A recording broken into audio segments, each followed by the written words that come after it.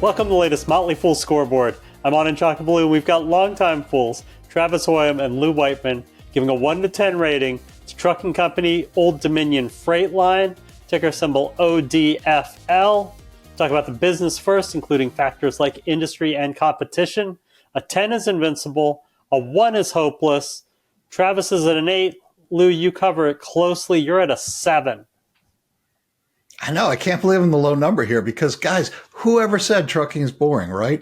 Old Dominion is up 660% in the past decade, 3 times the S&P 500's return, doing less than truckload trucking. So what is that? LTL trucking? LTL is a term for basically multiple customers in one load compared to just like filling a whole truck for Walmart and take it from point A to point B. It's a more complex side of the business, but also more lucrative. And Old Dominion is simply a well-run, best-of-breed company in this sector. Downside here, and the reason it's a 7 is the recent performance has been shaky. Some of that is macro, but some of that is competition is just a lot smarter, a lot more capable than they were over the last 10, 15, or 5 years. So I can't imagine the next 10 years will go the way the last 10 years did, but still a lot to like here in a well-run company. Yeah, I think the business is great. Trucking may be boring, so I'll disagree with Lou there, but it is a very important business. The margin expansion, multiple expansion is something that we're going to have to think about when we're talking about valuation, but that may not continue. But that said, the business itself is going nowhere. I think it's maybe going to be even more important in the future as some of these things get even more complex. So I think, a lot to like about the business, and it is surprisingly high tech. Let's talk about management. A 10 is Warren Buffett. A 1 is Homer Simpson. Both of you have 9s, Lou. So culture is the story here. Okay. This is a straightforward business. There's no magic beans. Their trucks don't move faster. They can't carry more things. You can't out tech this. It is just how well you operate. So no surprise, deep management bench, current CEO Kevin Freeman, he joined the company in 1992.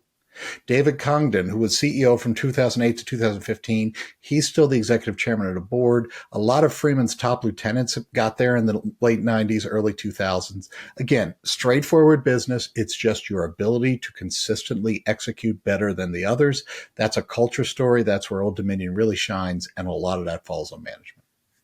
Yeah, I basically just agree with Lou here. The question is going to be if there's disruption, if there's something that new that happens, maybe autonomy. Is this the right team? Is the team that's been in place, since the 90s, the right team to lead you into that new world? Maybe not, but we're not there yet. So as we stand today, this is, I think, a really good management team. For financials, a 10 is a fortress. A 1 is yikes. Lou's at a 6.5. I won't spoil where Travis is at. Go ahead, Lou. So the 6.5 is, I was really caught up here because there's a big picture, long-term story, and there is the immediate, and they're kind of telling different stories. Long-term, nothing to worry about, but it has been a real tough 12 years for truckers in general due to just slowish demand, and Old Dominion has underwhelmed relative to some of its peers, which we don't expect. The operating ratio last quarter, which is how much it costs to generate $1 in revenue, was at 72.7. That's down from where it has been in the last few years, and it's not great relative to its peers. I don't think there's anything permanent going on here. I think it has more to do with them remaining conservative in a tough market, but it is something to watch. No balance sheet issues. If there's one thing that's sort of with them, they're real stubborn when it comes to acquisitions, but they have a decent return of history returning shareholder capital shareholders, and I don't really worry about that going forward. Yeah, Lou went oddly specific with 6.5. So I'm going to go with 5.6 as my score. Maybe this is the weirdest decimal we've ever had on this show. But revenue and earnings are in decline. Management is blaming that on the economy. Of course, there's probably some truth to that. There's always the macro picture. But overall, the economy is doing okay. So I never really like seeing a business that's in decline when the economy is doing okay, even if there is industry-specific reasons. As far as the future goes, I wonder if we're in for more disruption and upheaval than maybe a lot of investors expect, especially if you have a long-term time frame. Over the next 3 years, maybe not a lot of disruption, but in 10 years, 20 years, are we going to be having autonomous vehicles where there's an AI behind the scenes planning and optimizing all these trips? And is Old Dominion the right company for that world? I don't know. So that's why I'm a little bit more hesitant on the fundamentals and kind of the direction that they're heading short term. All right, Travis, let's put you on the spot for the medium term and talk valuation. How well will Old Dominion stock do over the next 5 years? And how safe is it? 10 is a sure thing, 1's a lottery ticket.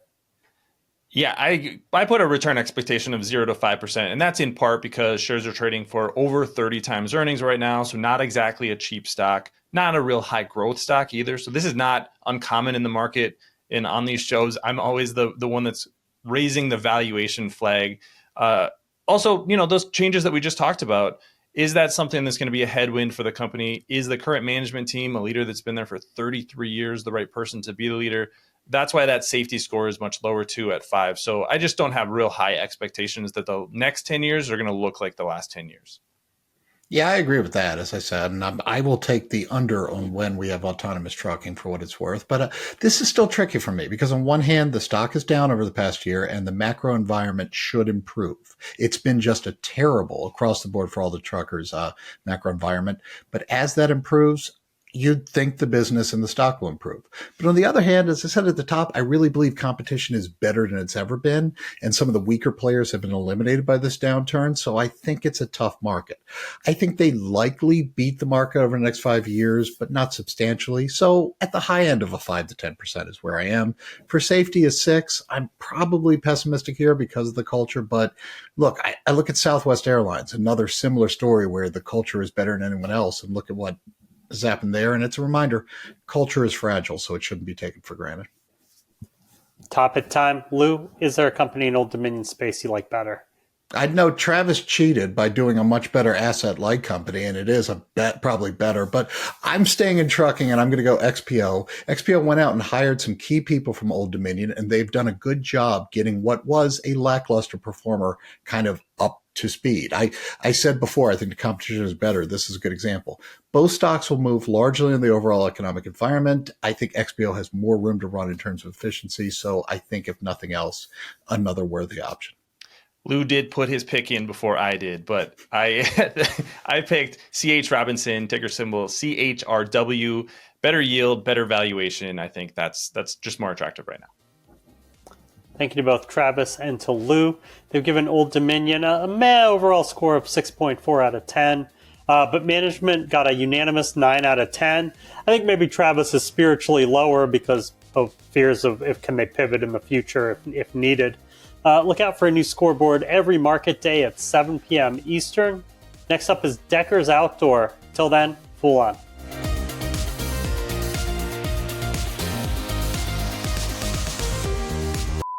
By the way, Lou, have you ridden in a Waymo yet? No. I'll have to check that out. So if I go on Maps, will it give me Waymos? Actually, that one is operated by Uber.